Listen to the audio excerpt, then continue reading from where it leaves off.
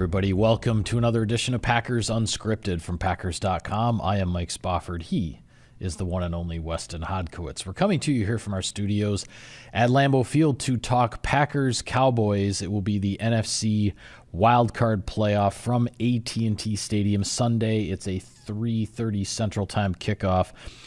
And Wes, you look at this Cowboys team in 2023, 12-5. They win the NFC East Championship.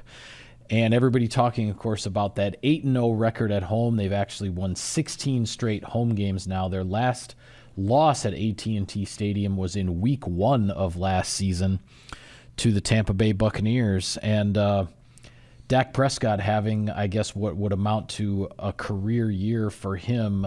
He's the guy that makes this engine go for Dallas. Yeah, I wrote in our Insider Inbox column, I mean, he is at the peak of his powers right now. I think you're seeing a guy that for a number of years showed a lot of promise, obviously was a franchise quarterback, a starting level quarterback, but this year leading the National Football League in 36 touchdown passes thrown, 4,500 yards passing, and his utilization of all those weapons around him, I think, has really been a difference maker.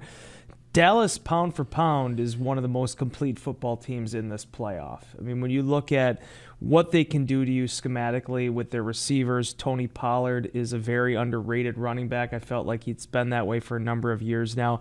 And as the Cowboys always do, the years change, but their offensive line has always been stout. In my opinion, a future Hall of Famer and Zach Martin there at right guard. So many things to like about Dallas, but at the controls is Dak Prescott, and he's getting the most out of that unit.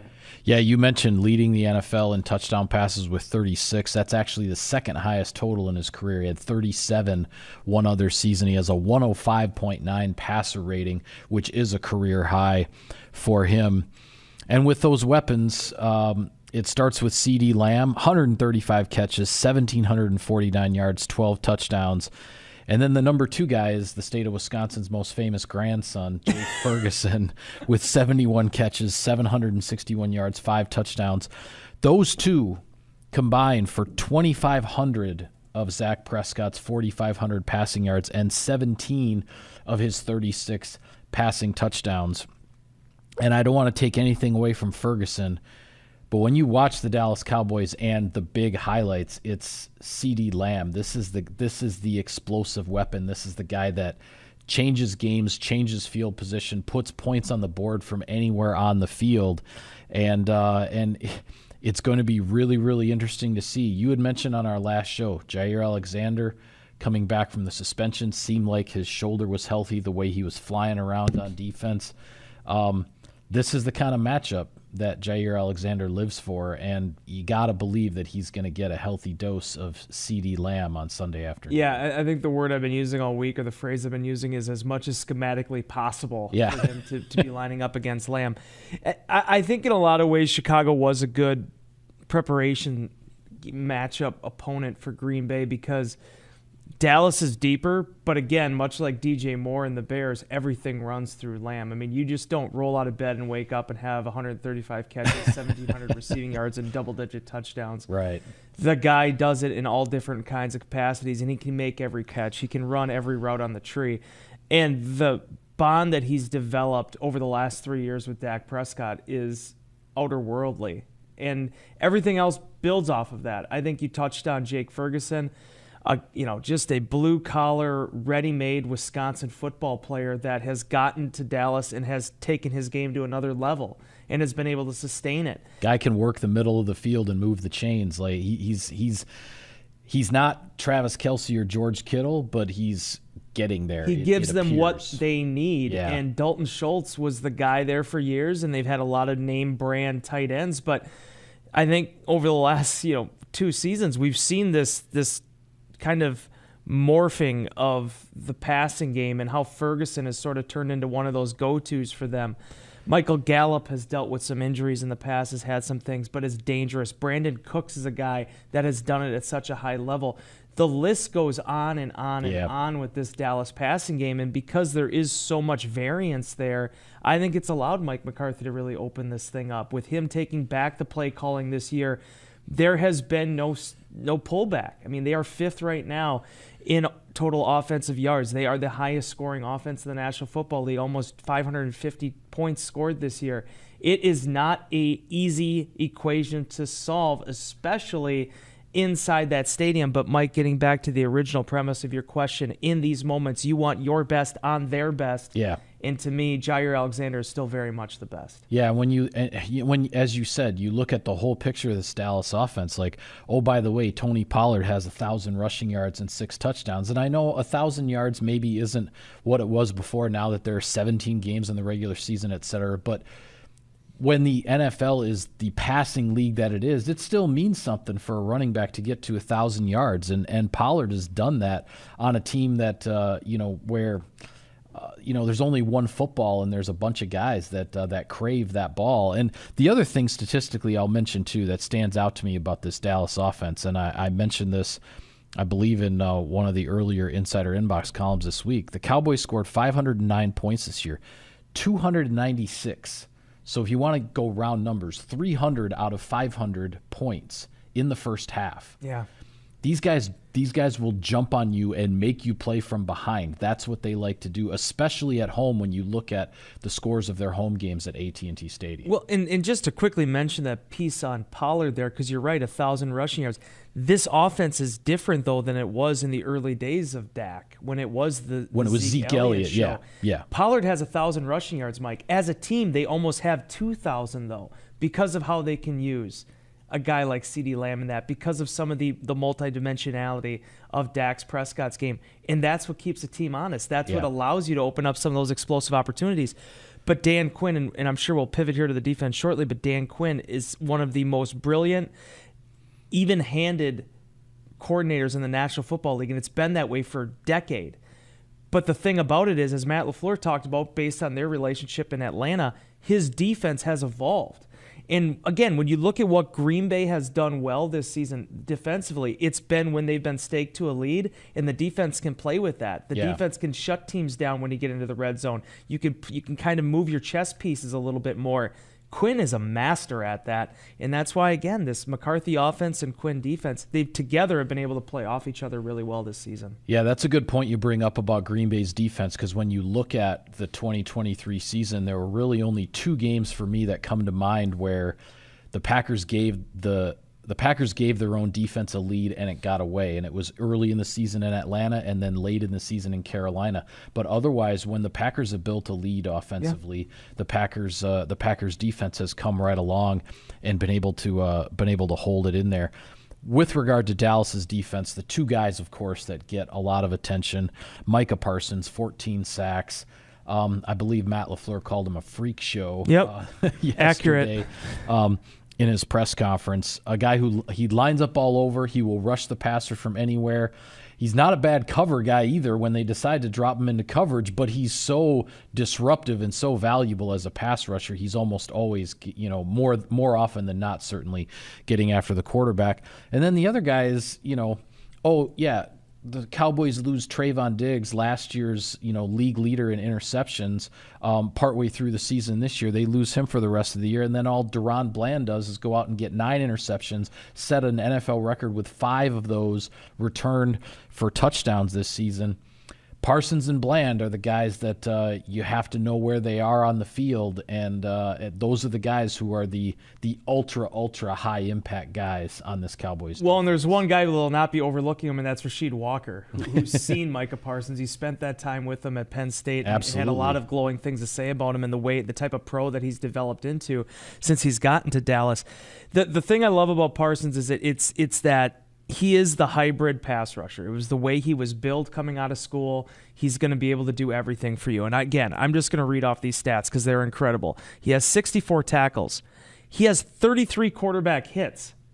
14 sacks, but 33 quarterback hits.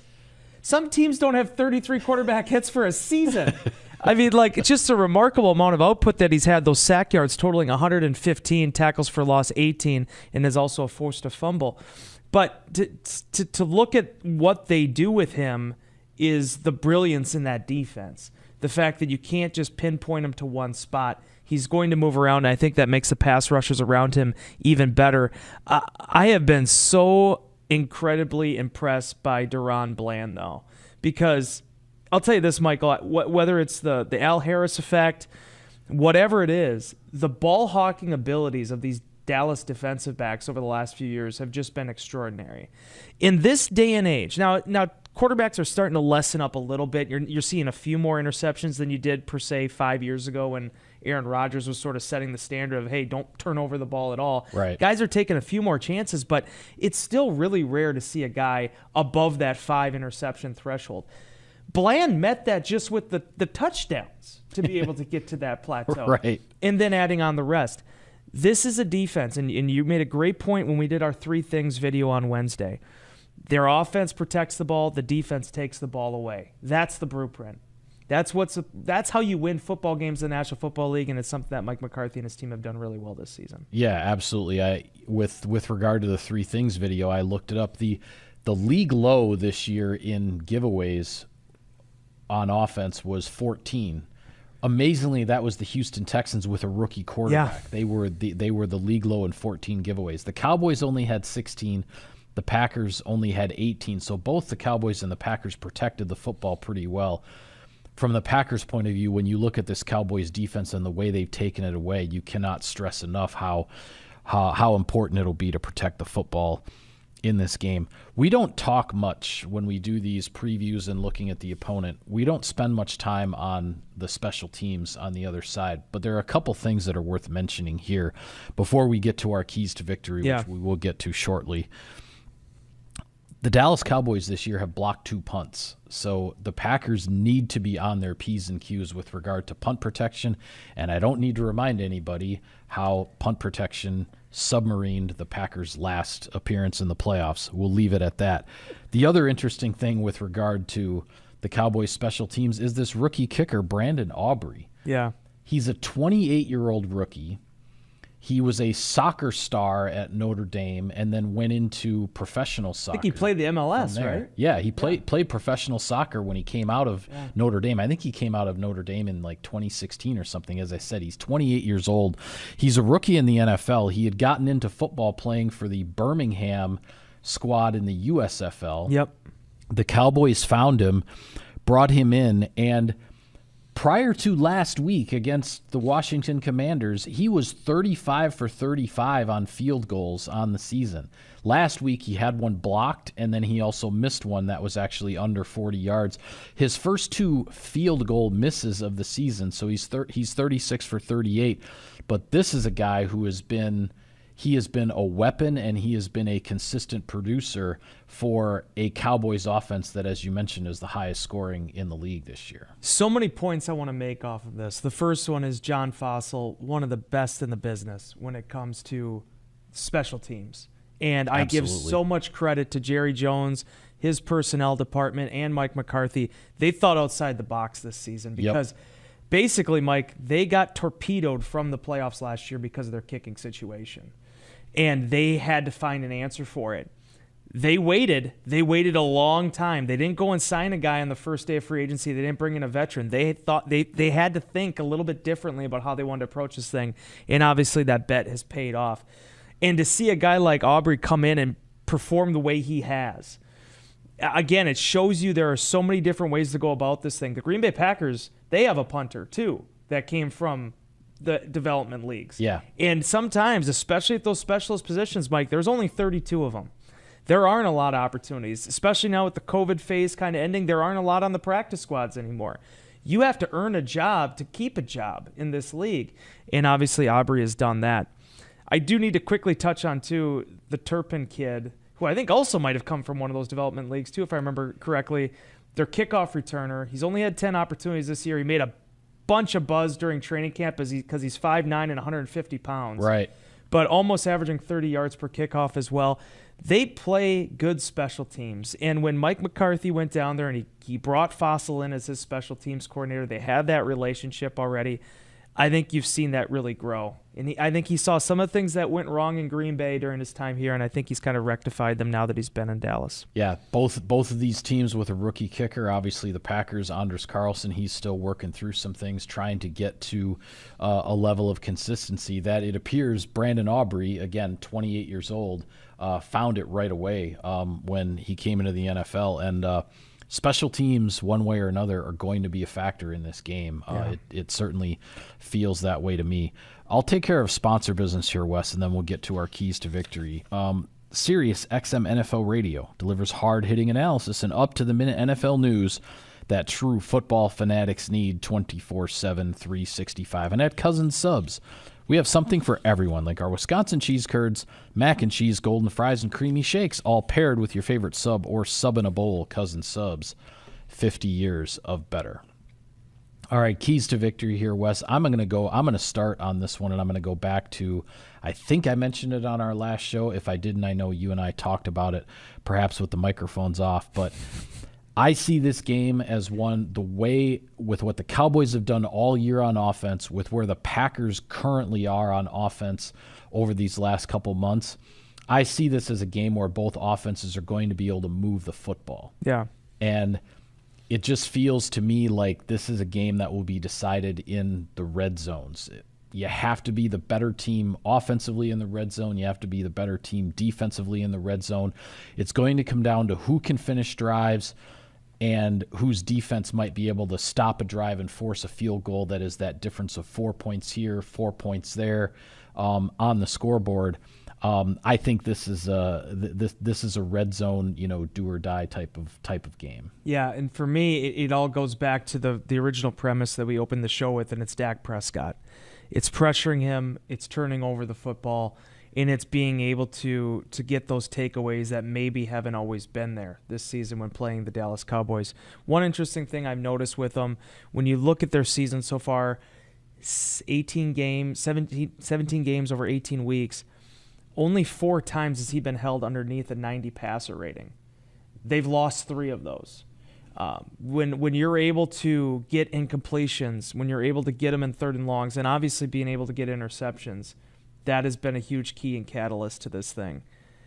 And the tangent that builds off of that is CeeDee Lamb. Now, there isn't as many convenient stats with him. He's had big games where they've lost. He's had games where he hasn't really contributed that they've won. But if he goes off, Michael, the job for the Green Bay Packers gets exponentially more difficult. So containing those two, I think, is the biggest part. As you said, they're going to get yards. Yep. It's making sure that those yards don't turn into points. And in addition to the red zone, one of the best ways to do that is getting the football back in your quarterback's hands. Yeah, and I think the other thing that goes along with that with regard to Prescott and Lamb in this offense is the explosives, because we talk all the time about how does a defense respond after it gives up an explosive play. They can be really hard to bounce back from. They are especially hard to bounce back from when you're on the road, when that explosive play happens and the crowd starts going crazy, and suddenly it just feels like everything is against you, and all of that momentum, for the home team is moving along, and it becomes very difficult to get stops. Trying to limit those explosive plays and make the Cowboys, earn it by moving the chains down the field is going to give you more opportunities to get the stops that are going to force field goals, as opposed to giving them those opportunities to get into the end zone. I mentioned obviously the turnover thing already. I think this game also, if somebody commits a turnover, one turnover in this game could be the difference. And as I mentioned on our 3 Things video, the Packers kind of got away with being that one team last week that committed a turnover against the Bears. That was the only turnover in the game. The Packers were able to overcome it. It's going to be a lot harder to overcome that type of mistake in this game. And that's why it brings me to my last point here, and that's just play free. Don't play careless, but play free. Yeah. I mean, I don't want to use that expression about playing with house money, but you did sneak your way into the playoffs here. You are the 7th seed. Probably people are counting you out a little bit, especially considering you're playing Dallas on their turf. It's turf. Get your grammar right, Wes. The fact is that with the Green Bay Packers, when they get into that rhythm, we talk about the Dallas Cowboys putting up points early in the first half. When Green Bay puts up points early, when they can kind of get the snowball going a little bit, That's when this team is at its best. I really enjoyed what A.J. Dillon said at his locker when he was addressing the media on Wednesday. He said, hey, listen, we still have a goal of winning the Super Bowl. This wasn't just, hey, we made the playoffs, thanks. We'll see you later. You'll take your door prize and head home. Yeah. No. They have big goals. They have a mission. There's an idea in the back of their minds that we knew what this quarterback was, and we knew what we could do this season right off the gate, even if others didn't. This is their opportunity now to go up against a Dallas team with the weight of the world on their shoulders, with the expectations on their shoulders, with some stuff in the media already about, hey, what does this all mean for Mike McCarthy if they go out early, or how far they make it. Green Bay is playing like a team that is the youngest in the National Football League, but not the shortest on experience. They've gone through all these trials and tribulations now. Now it's up to see what all those games and all those moments can kind of do to push them now towards something special. Yeah, I want to ask you one more question with regard to the quarterback situation. We all know Jordan Love, this will be his first official NFL playoff game. I actually asked him if Aaron Rodgers had ever talked to him about his first playoff game, which he said he didn't. He didn't really know anything about it, and which is fine. I wasn't gonna press him on it. But for those who remember it, of course, Aaron Rodgers threw an interception on his first playoff pass, and then went on to put up 45 points, bringing the Packers back from 21 points down in Arizona in the second half to get that game to overtime, and unfortunately ended up losing it on a rather controversial non-call. Anyway, I digress. My question to you with regard to the quarterback situation is with Prescott. Do you think he's going into these playoffs, not just for the Cowboys and the franchise and everything there, but is Dak Prescott going into these playoffs personally with something to prove? I do. He has 2 playoff wins, I believe, in his career, but he has taken a lot of heat and a lot of criticism for the Cowboys' exits in the playoffs on his watch.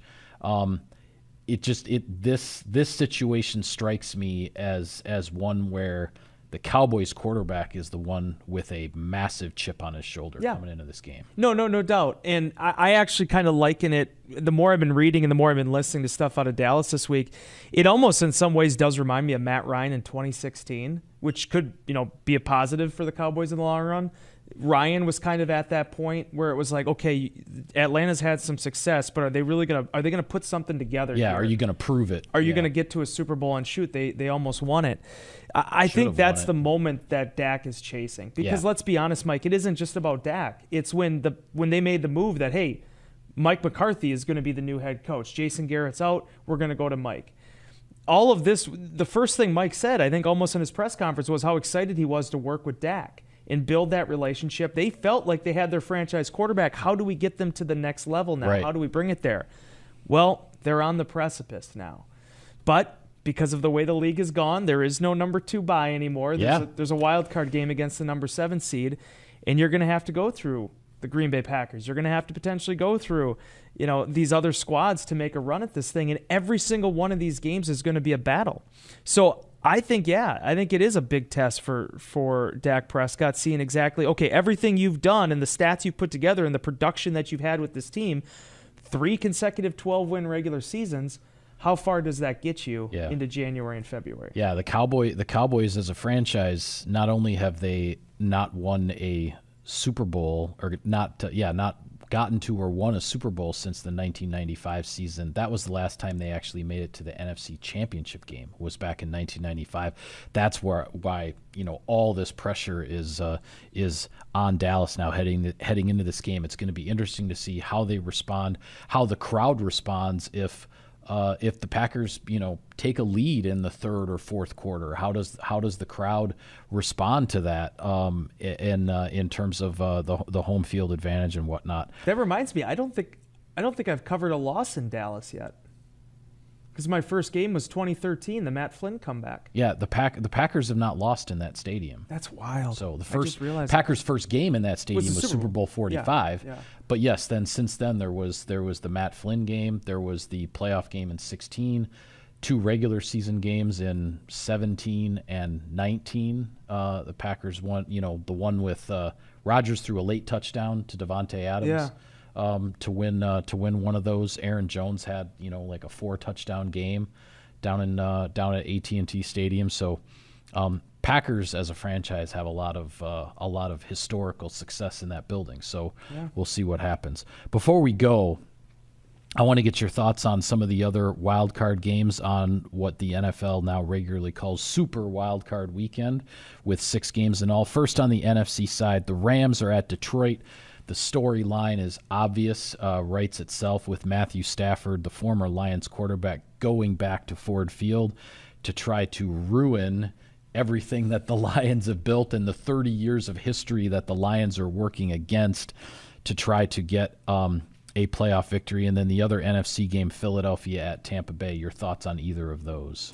Detroit and Rams is just the highest amount of drama that I think you could ever dial up for a while. Fascinating to me. Not hatred, but definitely drama. Yes, 100%. I think it's a trade that benefited both sides. There's always this idea of, hey, who is the winner and a loser in a trade? I think it benefited the Lions, and it gave Matthew Stafford an opportunity to go win a Super Bowl and kind of add to his legacy.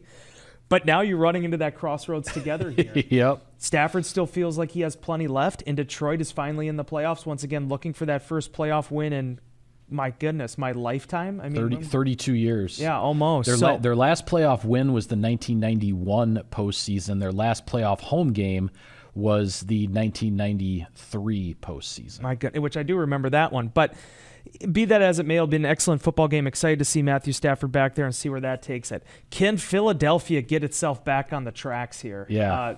Tampa Bay by no means is a world beater.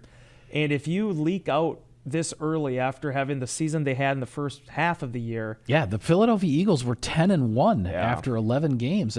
What's interesting to me about this matchup, and that's the Monday night one, is Philadelphia at Tampa Bay. The Eagles have stumbled toward the finish line, and quite frankly, since the Baker Mayfield 158.3 game at Lambeau Field, the Buccaneers haven't done a whole heck of a lot. I mean, they ended up winning the division. They shut out the Carolina Panthers, but after the win over the Packers, they had a loss in there. They haven't really looked all that impressive. These are two teams that are not. Neither one is really going into the playoffs on some sort of a big high note, but somebody's got to win. Yeah, somebody's going to win, and one of these two teams is going to be among the last 4 standing in the NFC heading into divisional weekend. So on the AFC side, I think all of these are really intriguing matchups. Cleveland at Houston, Miami at Kansas City, Pittsburgh at Buffalo. Your thoughts on any of those? Miami and Kansas City is a huge game because the Dolphins really felt like they were Super Bowl contenders, but they just weren't able to get over that hump. I think the stat that the NFL put out, they're 1-5 against teams in the playoffs right now. Kansas City has stumbled. They've had their own issues, but still have Patrick Mahomes, who ultimately can be the equalizer for them. Yeah, the one in that Miami 1-5 was Dallas, by the way. That was when they hosted Dallas a few weeks ago, and that was their one victory over a playoff team. And then they weren't able to double up on it and had the issues against Baltimore. Right. But that's going to be an excellent football game. Joe Flacco back in the postseason against Houston should be a lot of fun. What a quarterback matchup. Joe Flacco, off the couch to lead Cleveland to the playoffs against the presumed offensive rookie of the year in C.J. Stroud. You talk about two diametrically opposed quarterback situations. Flacco against Stroud. It's pretty interesting. And I'm happy for Stroud. I wish him a lot of success. I think he's going to be fun to watch for years to come. I need Joe Flacco to win this. I need Kansas City to win this. And I need Buffalo to take care of business. All right. And then we got Joe Flacco going back to Baltimore in an AFC divisional playoff game. Would be unbelievable. There you go. Especially considering he wasn't playing football 3 months ago. But hey, and then I'm cheering on Pittsburgh too. Pittsburgh got the Packers into the playoffs. Let's see if they can create some magic over in Orchard Park. Yeah, I think that Pittsburgh-Buffalo matchup, Josh Allen seemed to have the Buffalo Bills rolling, then didn't play very well in the first half against Miami with the division title on the line. Then they got it together in the second half, and they got the points that they needed to be able to win that game. And Pittsburgh, for everything with, changing offensive coordinators and all this, and Mason Rudolph has suddenly given that offense new life. It's like the Steelers are a completely different team, but then defensively they won't have T.J. Watt because of the knee injury. I heard he's already been ruled out for that game, so that's a major injury. Yeah, they're going up there. It's a mighty climb for them, especially with the way Buffalo has played over the last 5 games, but Still be a lot of fun to watch. I'm excited. It's a good weekend slate of games. And the Tyreek Hill revenge game at Arrowhead Stadium too, with Tyreek Hill going back to face the Kansas City Chiefs. Lots of really, really good storylines here on Wild Card. The script writers did a good job this year, Michael. Let's see what they got written for us this weekend. All right, with that, we are going to call it a wrap on this edition of Packers Unscripted. Be sure to follow all of our coverage of the team and of the big wild card game down in Dallas. We will have it all for you on Packers.com. For Wes, I am Mike. Thank you for tuning in, everybody. We will see you next time.